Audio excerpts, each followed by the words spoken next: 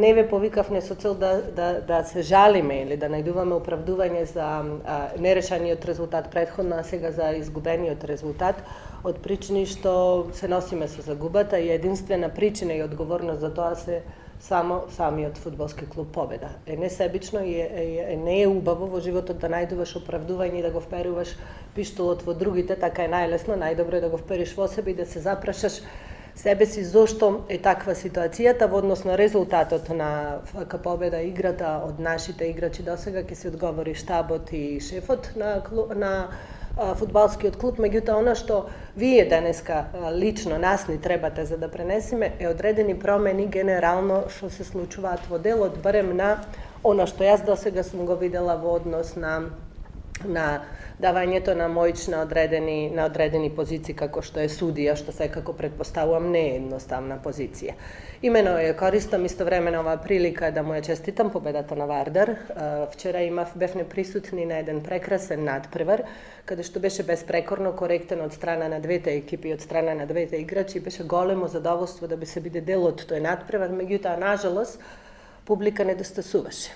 Значи, прекрасен стадион, прекрасни екипи, прекрасен фудбал, публика нема и јас се запрашував зошто и нема повеќе публика на фудбалските настани.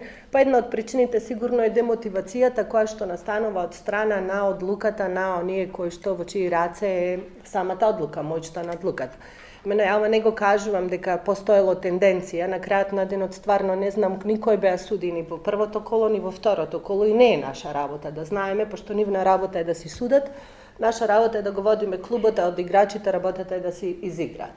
Значи, не викам дека има тенденција, меѓутоа велам дека конкретно и не барам правдање за она што се случи, конкретно во првото коло изгубивме бод заради непризнавање на пеналот. Човекот, судијата си го призна како грешка, комесарот го призна, меѓутоа со оглед на тоа што сакаме да имаме најдобри односи со оние кои што се партиципенти во целокупното фудбалска случувања во државава, одлучивме тоа е тоа, човек е, секој кој што работи може да сгреши и продолжуваме понатаму. Истата ситуација имавме вчера, значи ќе потенцирам причината за резултатот е само ФК Победа. Не е судиите. Судијата може да ти наруши само атмосферата. Вчера имавме ситуација каде што на едно исто лице неколку фаули не беа пресудени од страна на судијата, меѓутоа она што беше поголема штета е после за да искомпензира, свесен беше за лошата одлука, за да искомпензира таа лоша одлука, не испорача фаули во другата екипа. И на тој начин со компензација се прави само негативна атмосфера во самата игра, демотивација на фудбалерите и демотивација точно на гледачите. И од тие причини гледачите губат интерес да присуствуваат на тие настани. Од тој аспект јас една моја препорака до управата на Фудбалска федерација, до оние кои што ги прават системите за генерално правните основи за функционирањето на судството во Македонија, без да генерализирам, нормално ред на исклучоци, имаме ние прекрасни судии на нашите простори кои што ја обслужуваат нивните услуги, ги даваат и на меѓународно ниво, тоа укажува дека стварно имаме квалитет, меѓутоа со оглед на тоа што недостасува број, количина на судии, според мене сметам дека треба да се формира правилна судска академија, каде што ќе се воспостават нормите на што значи оној кој што му даваш право на моќ за да пресуди во однос на играта. Верувам дека не е едноставно да си судија, треба голема концентрација и се до тогаш додека нема тенденција, како што немаше на двата надпревари немаше, и е неблагодарно да велиме, меѓутоа на крајот на денот губи клубот. Ние сме ги изгубиле, барем од првото коло сме ги изгубиле бодовите. Сега, моја препорака е до Фудбалската федерација да се најде правилен систем не во однос на дисциплинска мерка за судијата кој што не донесол соодветна одлука, пошто еве ние како компанија, конкретно Конфи Ангел, никош сме немале тенденција да работиме негативно. Меѓутоа, доколку нешто сме сработиле, несоодветствено спрема законот, не тенденциозно, тебе инспекторот не те прашува дали е тенденциозно или не тенденциозно, дисциплинската мерка се спроведува и мора да си го платиш на доместот.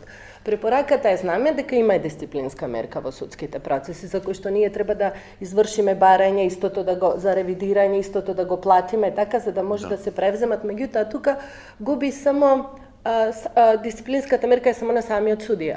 Клубот не добива ништо, значи останува без поени, кој што не може ретроактивно да ги врати нормално и без плюс финансиски трошок за ревидирање на истото. Меѓутоа, доколку постои систем каде што одговорноста ќе биде многу поголема на судијата, не само поднос на негова дисциплинска мерка. И самата федерација да има одговорност према клубот, кој што комисијата ќе одлучи дека има оштетување на клубот по основ на поени, и истиот да се обештети финансиски, сметаме дека ќе се редуцира степенот на носење на грешки при одлуките на судиите. Тоа е моје видување лично и сметам дека треба да се прават промени. Уште еднаш ќе потенцирам, тенденција нема никаде, не е негативно, меѓутоа стварно некоја одлука од судијата може да донесе негативен контекст во клубот, како овој пат еве конкретно за ФК Победа. Ништо не е изгубено, на почеток сме, да, ги изгубивме реално првите поени, пошто првото коло ни беше прекрасно, изигравме стварно прекрасно како екипа и вчера се носевме соодвестено со Вардар, со оглед на тоа што сепак треба да бидеме реални. Каде е Вардар на табелата, каде е Победа? Вардар е далеку повисоко горе и сигурно има далеку по-професионален и по-добар фудбал од ФК Победа. Јас никош не се девалуирам себе си, меѓутоа секош треба време за да го постигнеме тоа ниво.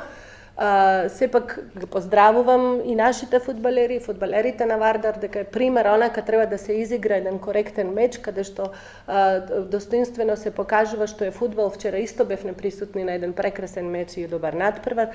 Далеку сме од она што се нашите желби и визии, меѓутоа секако ќе дадеме простор и време да се надоградат и играчите и да се инкорпорираат заедно, пошто само сме 2 недели заедно. Меѓутоа, стварно препорака до управата на Фудбалска федерација дека треба да се најде систем и начин како да се заштитат клубовите од обештетување во изгубените поени. Моја визија, што би значило од Судијска академија, судиите се клучни партиципенти во целокупниот процес на играње фудбал. Сигурно дека е наука и не е воопшто лесно. Уште еднаш ќе кажам, јас високо ги разбирам со оглед на тоа што треба да имаш и психичка концентрација невидена и кондиција за да може да се следи целата игра. Немаме ние, според мене, таква судска академија, каде што во континуитет ќе се спремаат кадри. Имаме прекрасни судии, кои што ги има и на интернационалното ниво, меѓутоа немаат можност на кој начин да го пренесат своето знаење. Знаеме дека тоа е работна позиција која што е ограничена еден извесен временски период. Нажалост, бројот на судиите во Македонија, тоа со сигурност го знам, недостасува и се намалува секој ден, така да утре можеме да дојдеме во ситуација да мора да увезуваме судии, да ги плаќаме многу интернационал поскапи, за да можеме да го држиме нашата лига. На овој начин, со самата Судијска академија може да се инвестира во човековите вредности, да извезуваме ние некаде судии кои што би му носеле на федерацијата дополнителни приходи, сигурно автоматски и на поквалитетен начин на судење на првата лига.